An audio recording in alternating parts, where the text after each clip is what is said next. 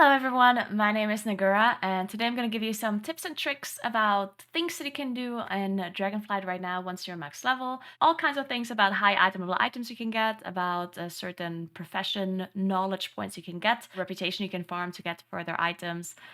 I just gathered a bunch of things that I've seen on different websites, on different videos, things I've heard myself, and I just figured I'm going to put it all in this video to make sure that you guys get an overview of things that you maybe didn't know about or things that you can still do. First of all, let's start with the 34 slot bag that you can just pick up in the Waking Shores.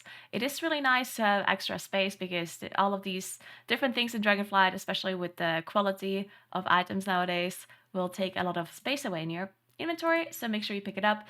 It's called a Misty Satchel, and it is inside a waterfall. This is the coordinates. I will also link the coordinates in the description below. You have to make sure you're on top of the waterfall, and then you jump down and you will land on a ledge, and then you move inside the waterfall, and there's just a chest there that you loot, and you will get your 34 slot bag.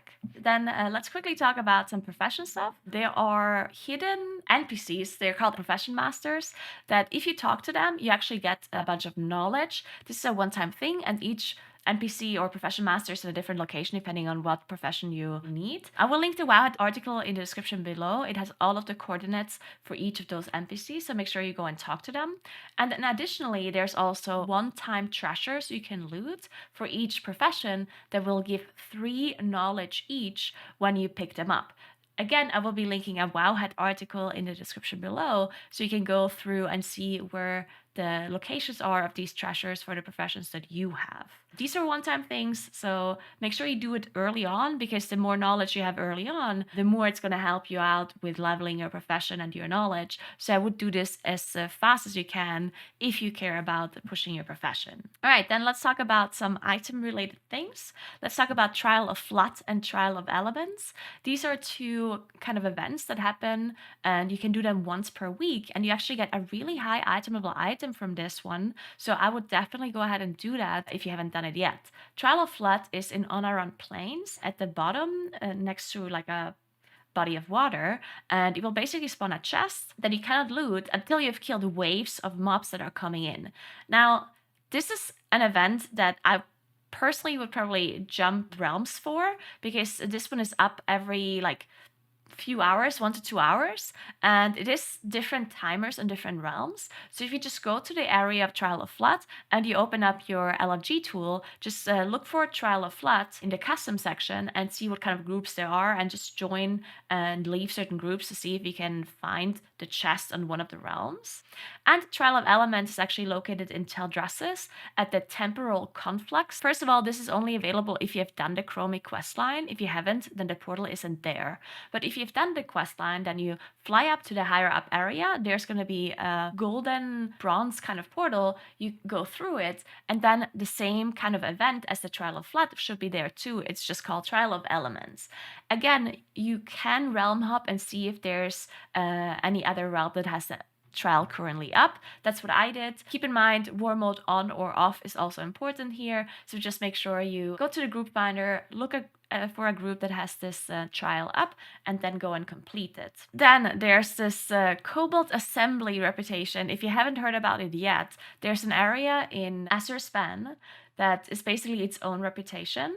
And there's a ring that you can get that is actually really high item level. It's 389 Assembly Scholars Loop. That one has pretty low stats on it, secondary stats, for its item level, but it has an effect on it that does extra arcane damage, and that one seems to be pretty good. So if you guys want to get that ring, then go to that area and make sure you just kill mobs. There's lots and lots of farming groups up. You just join a group, you go in there, and you kill as many mobs as possible. You pick up these kind of arcane sparks that give you extra powers. There's also some that give you runes that you can then trade in for reputation.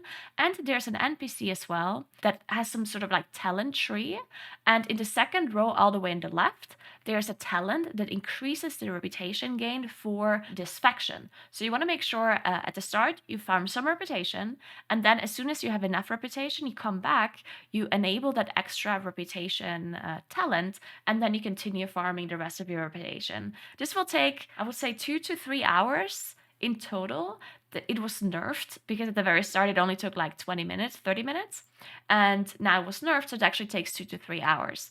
But if you still want to get that ring, then this is how you do it. Then there's also items you can farm from the Obsidian Citadel in relation to the reputation of Sibelian and Wrathion. In case you guys don't know how that works, there's this Obsidian Citadel. It gets unlocked at Renown level 5 for Valdrakken, which should be pretty easy to get if you're just doing the normal campaign. What happens there is there's a bunch of weekly quests that give you reputation for Valdrakken and for Sibelian or Wrathion.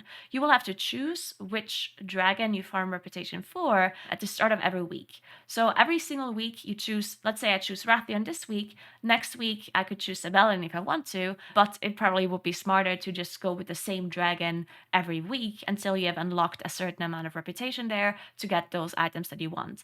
Now the cosmetics are different. If you care about cosmetics, I would look at the cosmetics from Sibelian and the ones from Wrathion and see which ones you like more. But the actual player power items, they are the same, so you don't have to worry about that one. The cloak is item level 398 and the neck is item level 389, and you can buy them when you're really high reputation with Sibelian or Wrathion. Now the trick here is, if you want to get this reputation quickly, of course weekly quests will take some time, but you can farm these keys in the area. You can combine the keys and then turn them in at the NPC.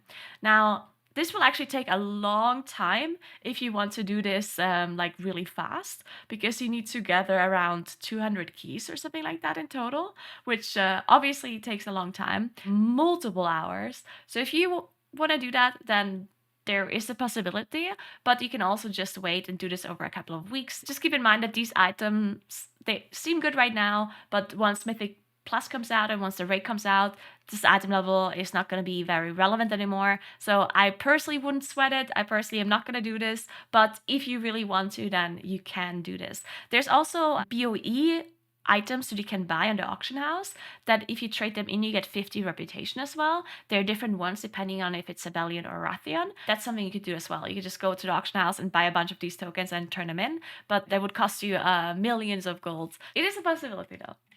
Anyway, then let's move on to the next thing. Let's talk about Dragonscale Expedition. So for Dragonscale Expedition, there's a bunch of things you can do to increase your rep gain there if you want to. Number one, if you're Renown level 5, you will unlock the rock climbing world quests, which in return give you more reputation for the Dragonscale Expedition. So make sure you reach that as fast as possible if you want to be pushing that reputation.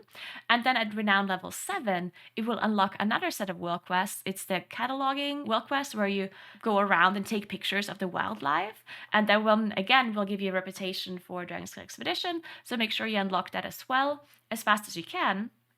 And then something that you can continuously do is you can buy shovels from the NPC in the Dragonscale base camp. And with these shovels, you can loot so-called like dirt piles that are basically like treasures that spawn randomly throughout all of the zones. And these dirt piles can give you reputation for the Dragonscale Expedition, and it also could even give you knowledge items for professions as well. So this is something that is actually very nice to do. There was some sort of, I don't want to call it like exploit, but there were some people who managed to reach 25 renown level already with Dragonscale Expedition because they were running around and continuously just picking up these dirt piles. Now, because this is a bit more known now, and there's more people that have this unlocked, there is definitely less dirt piles around, because if someone loots it, it's not going to show up for you anymore. So yeah, this is probably not a feasible strategy anymore to go around and just loot these dirt piles, but just make sure you do it anyway as you go, because if you're gonna do things in the outdoors, you might as well have a shovel with you. Make sure you also use an add-on to show you these kind of dirt piles on the map. I recommend Handy Notes, but there's also other add-ons you can use that show you the locations of these dirt piles that you can just drive by or fly by and see if it's up. Alright, now let's talk about bloody tokens and war mode. I recommend doing everything with war mode on once you're max level, because there are certain world quests that spawn, 2 PvP quests that reset daily that give you bloody tokens and other rewards. And then there's also random chests that appear on the map that if you manage to loot them, you also get bloody tokens as well. And these bloody tokens is a currency that you can use for PvP items. If you go to the PvP vendor at the training dummy area, then you will see there's a bunch of items that are 366 item level in PvE, scale up to 408 in PvP, and they actually give a stat bonus that gives you 105 versatility permanently, which is really, really nice. It would even be better than higher item level items, just because of the set bonus, right? The 105 verse is pretty nice. So I definitely recommend going for at least a set bonus, but there also might be other items you want to pick up because certain slots you might still have low item level in. So getting the 366 gear is pretty nice in addition. All right, then I also want to talk about the Teldrassus campaign for alts. So if you're leveling any sort of alts, you can do it through Threats of Fate, where you basically just pick a zone and you can do anything there to get it done.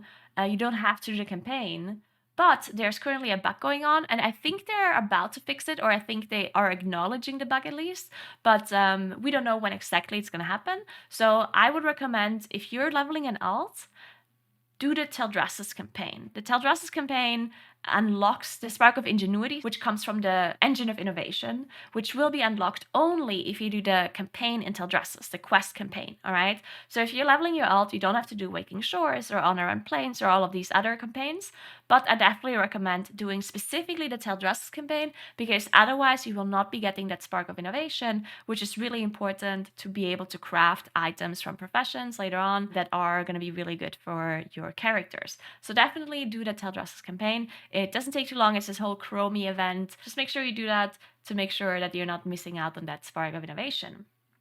All right, so I hope some of these things helped you out if you didn't know about it yet.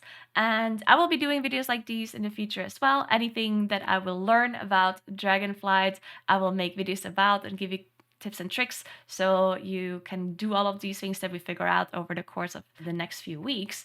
But yeah, thank you so much for watching. Remember to subscribe to the channel if you haven't yet. And if you have any questions, ask in the description below. You can also come over to my stream at twitch.tv/Naguura, ask any questions there. And that's it. Have a nice rest of your day. Thank you so much for watching, and goodbye.